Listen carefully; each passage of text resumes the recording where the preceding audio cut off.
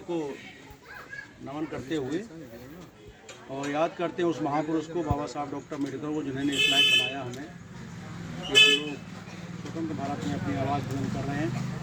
और दूसरे महामानव जिन्होंने इस कारवां की नींव डाली, माननीय काशीराम साहब को भी याद करते हैं, श्रद्धा सुमन अर्पित करते हैं। और इस समाज में जन्मे गुरुओं महापुरुषों को याद करते हैं।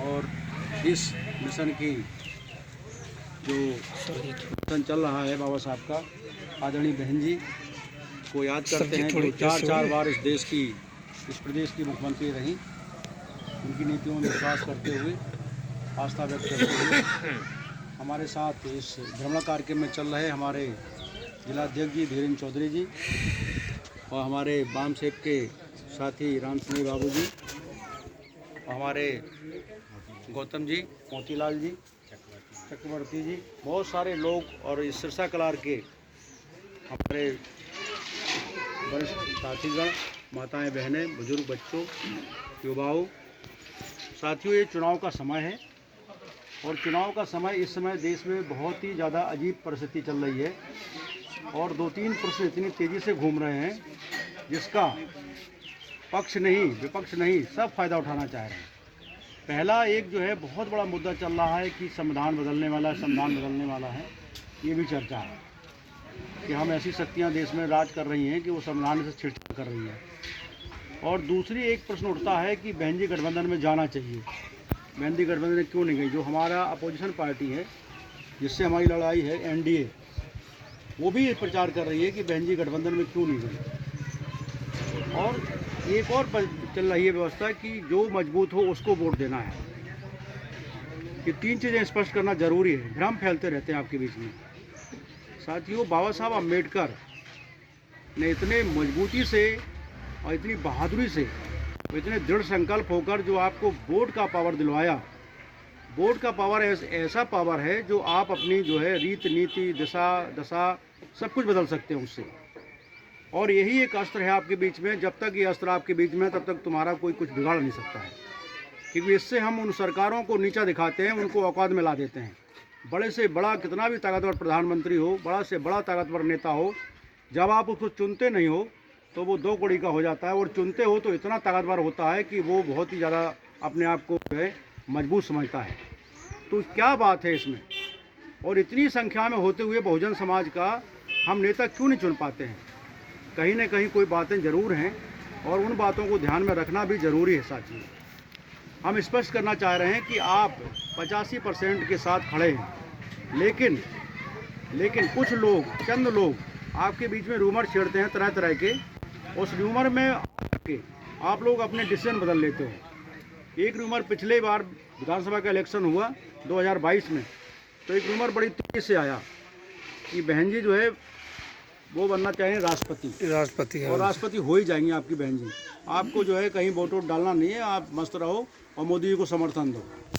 ये बात इतनी तेज़ी से फैली कि बहुत सारा वोट आपका इफेक्ट हो गया। लेकिन साथियों, इसके बावजूद भी जिन लोगों ने रूमर उड़ाया कि बहन जी निकल नहीं रही है, बहन जी घर से बाहर नहीं निकल रही है, बहुजन समाज पार्टी ख़त्म हो गई है, बहुत सारी चीज़ें, लेकिन इसके बावजूद भी हम आपको बता दें, एक आंकड़ा बताते हैं आपको, उससे आपको समझ में आएगा कि हम क्या हैं और हमारी ताकत कितनी है। पिछले विधानसभा में बहुजन समाज पार्टी को 1 करोड़ 20 लाख वोट मिले। जो लोग ये कहते थे कि बहुजन समाज पार्टी ख़त्म हो गई, ख़त्म नहीं साथियों, बहुत ही मजबूती से लड़ाई लड़ रही थी। लेकिन मीडिया ने क्या दिखाया? मीडिया ने दिखाया कि सपा और भाजपा का मुकाबला है। सपा भाजपा का मुकाबला है, तो जितने मुसलमान भाई थे वो सब सपा में वोट कर दिए। और सपा में वोट करने के बावजूद भी लोग ये समझते कि सपा की सरकार बनने वाली है, और सारे लोगों ने जो है वहाँ कोशिश की। लेकिन सपा सरकार बनाना तो दूर, सरकार के पास भी नज़दीक नहीं पहुँच पाई, 110 सीटों पे जाके सिमट गई। और दूसरी पार्टी जो भारतीय जनता पार्टी थी, उसने 2 करोड़ 12 लाख वोट लेंगे, 2 करोड़ 12 लाख वोट लेके वो उसमें सरकार में बैठे हुए हैं। अब साथियों, हुआ क्या? इसी भ्रम से जो सपा और भाजपा का मुकाबला दिखाया गया मीडिया में, अखबारों में जो आया, उसकी वजह से मुसलमान भाइयों को जो है धोखा हुआ। फिर वो पछता है कि इस धोखे से हम कैसे निजात पाएँ। लेकिन अभी नगर निगम का चुनाव जो हुआ, अभी जस्ट, उसमें जो मुसलमान भाई थे वो बसपा की तरफ लौटे, और ये इतना मजबूती से लौटे कि इसका जो है वोट प्रतिशत बढ़ा 28% हो गया। जो 12% पे वोट हमारा था वो 28% हो गया। अब प्रश्न उठने लगा कि बहन जी को गठबंधन में आना चाहिए। उसी समय से जब इंडिया बन रहा था तब गठबंधन की बात नहीं थी, लेकिन जब हम नगर निगम के चुनाव में नंबर 2 पे खड़े हो गए, भारतीय जनता पार्टी के सामने खड़े हो गए जब, तो ये इंडिया गठबंधन के लोग ये प्रयास करने लगे कि अब बहन जी को गठबंधन में आना चाहिए। तो साथियों, ये बहुजन समाज पार्टी जो है मान सम्मान की लड़ाई पहले लड़ती है। मान सम्मान की लड़ाई के बिना कुछ है नहीं। अभी भी 17वीं आप लोकसभा बैठी हुई थी, 18वीं का चुनाव होने वाला है। ऐसी कोई लोकसभा नहीं 1950 से लेकर अब तक जिसमें आपकी 350 के ऊपर भागीदारी ना रही हो। उसमें करीब 104 तो शेड्यूल कास्ट के रहते हैं और 150 पिछड़े वर्ग के रहते हैं और कभी कुछ मुसलमान रहते हैं। सबको जोड़ो अगर तो बहुमत के ऊपर रहते हैं हम लोग। लेकिन सरकार का मुखिया कौन होता है? सरकार का मुखिया वो ही होता है जो वो लोग चाहते हैं। तो साथियों, मैं कह रहा था ये कि इतनी सारी होने के बावजूद भी वो जो है सरकार नहीं बना पाए। और बहुजन समाज पार्टी के साथ जब मुसलमान भाई जुड़े तो 28% वोट बढ़ा और बहुत ही ज़्यादा हमारे सभासद, हमारे पंचायत सदस्य, हमारे जो है मेंबर निकले। और उसमें जो है हम उरई का अपना उदाहरण लें तो हमने उरई की हेडक्वार्टर सीट, उरई की नगर पालिका की सीट जीती और विजय चौधरी वहाँ पे विजय हुए। हमने रामपुरा सीट जीती, हमने कालपी सीट जीती, लेकिन हमें काउंटिंग में हराया गया साथियों। तो मैं कहना ये चाहता था कि सपा और भाजपा ऐसा कुछ नहीं है। अब वो लोग कहते हैं कि बहन जी को गठबंधन में आना चाहिए। तो जब नीतीश कुमार जो है गठबंधन बन रहा था, इंडिया गठबंधन, और लखनऊ जब आए तो उन्होंने बहन जी से मिलना भी गवारा नहीं समझा। तब तक बहन जी की ताकत में एक विधायक वाली पार्टी कहा जाता था उन्हें, और 13% वोट। तो एक विधायक वाली पार्टी उनके दिमाग में ये था कि इस एक विधायक वाली पार्टी को मैं तोड़ मरोड़ डालूंगा और उसका वोट ले लूँगा, इनसे क्या बात करनी है। अब तो मायावती का जो है पूरा कारवा बिखर गया है। लेकिन साथियों, जो बात सोच रहे थे वो हो ना सका। और इसमें नगर निगम में जब हमारा 28% वोट बढ़ा तो फिर गठबंधन में आने की बात करने लगे।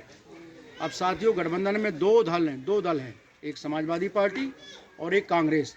इसके बारे में आपको विस्तार से बता रहा हूँ मैं कि कांग्रेस जो प्रमुख घटक है, कांग्रेस का जो है पूरे विधानसभा में 403 विधानसभा हैं, 403 में जमानत जब्त है।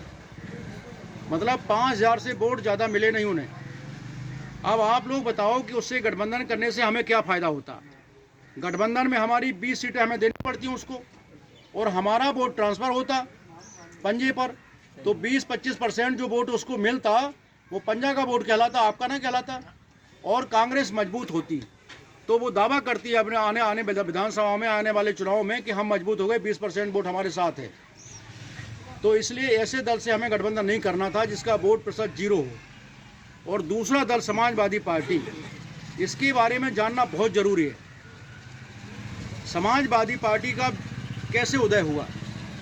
जब माननीय मुलायम सिंह जी जनता दल बिखरा जब पैदल हुए तो मानवर काशीराम साहब के पास गए कि साहब हम आपके दल में शामिल होना चाहते हैं, बहुजन समाज पार्टी में हम शामिल होना चाहते हैं।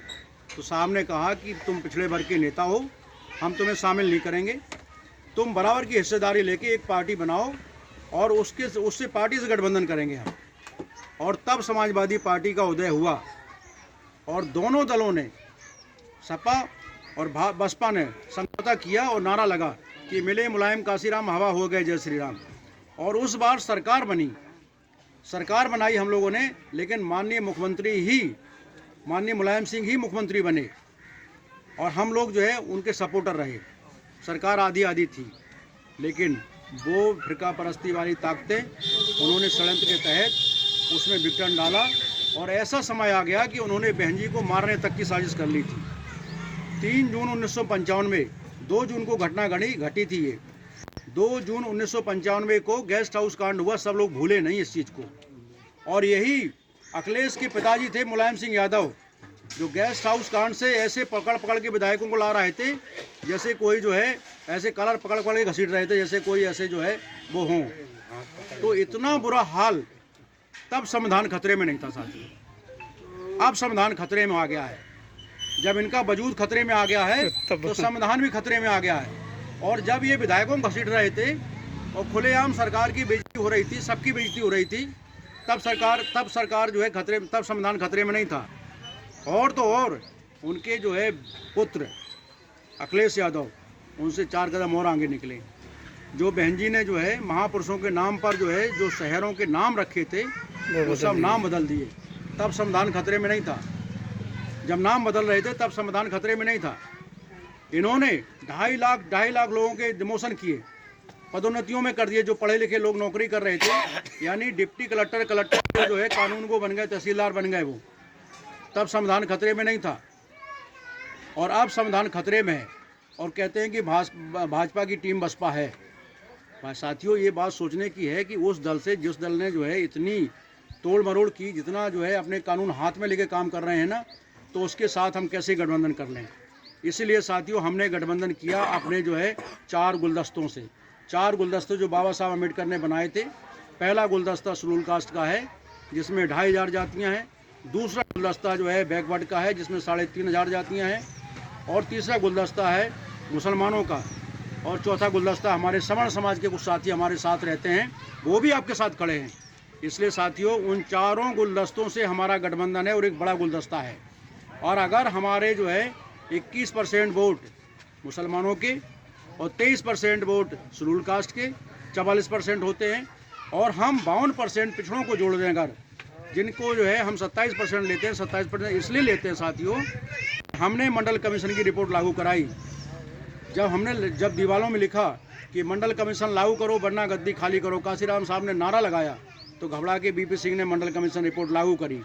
तो वो पिछड़े साथी हमारे साथ हैं, अगर उनको जोड़ें और प्लस सवर्ण समाज को जोड़ें तो हमारा वोट प्रतिशत 90% तक होता है। अगर इसका आधा कास्ट हो जाए, 50% वोटिंग हो जाए, तो 45% जो है वोटरों के साथ भाजपा के फरिश्ते भी आपको नहीं हरा सकते साथियों। बहुत बढ़िया। इसलिए आप अपने पे विश्वास रखें और अफवाहों पे विश्वास रखें। अफवाहें इतनी ज़ोर से चल रही हैं कि बहुत ज़ोर से। अभी अफवाह एक चली, अभी हम लोग घूम रहे थे एरज की तरफ, तो एक बाबा से मैंने पूछा कि बाबा जो है वोट हमें दीजिए। हम तो बसपा को वोट देते हैं लला। हमने कहा बसपा का वोट देते, चुनाव चिन्ह क्या है? कहे चुनाव चिन्ह हमारा साइकिल हो गया है। ये सिखाया गया है साथियों, मतलब बसपा ही को वोट देंगे, लेकिन चुनाव चिन्ह अब साइकिल हो गया उनका। तो ये लोग षड्यंत्रकारी लोग जो है ऐसे प्रचार कर रहे हैं। हमारे बारे में प्रचार किया। अभी परसों प्रदर्शन था जब हमने टिकट भरा, जिस दिन हमारा नामांकन था उस दिन फैलाया गया। उसके कुछ लोग जुलूस में आ ही जाते हैं कि प्रत्याशी की तबीयत खराब हो गई है और वो यहाँ से जाने वाले हैं। मतलब कई लोगों ने प्रचार किया। अब एक और प्रचार चल रहा है कि जो मजबूत हो उसको वोट दो। भाई मजबूत कैसे आंकेंगे आप? मजबूत कैसे आंकेंगे? हमारे आदमी के पास ना गाड़ी है, ना घोड़ा है, पैदल चलता है, साइकिल से चलता है, मोटरसाइकिल चलता है। और हमारे पास भी 10-5 गाड़ियाँ हैं और वो निकलेंगे तो कहो 50 गाड़ी लेके निकले। तो मजबूती गाड़ियों से थोड़ी आंकी जाती है। मजबूती आंकी जाएगी कि हमारा वोट प्रतिशत कितना है। इसलिए साथियों, घबराने की बात नहीं है। आप मजबूती से अफवाहों को रोकें और कभी भी जो है चौराहों पे या कहीं गली मोहल्ले में ऐसी टिप्पणी ना करें जो किसी को जो है नुकसान पहुंचे, जो र्यूमर का काम करे, जो आपके वोट को अफेक्ट करे। इसलिए इसी अनुरोध के साथ आपसे विदा लेते हैं। आपसे अनुरोध करते हैं, जय भीम, जय भारत, नमो बुद्धाय, आगे बढ़ाएं। बहुत बढ़िया सर।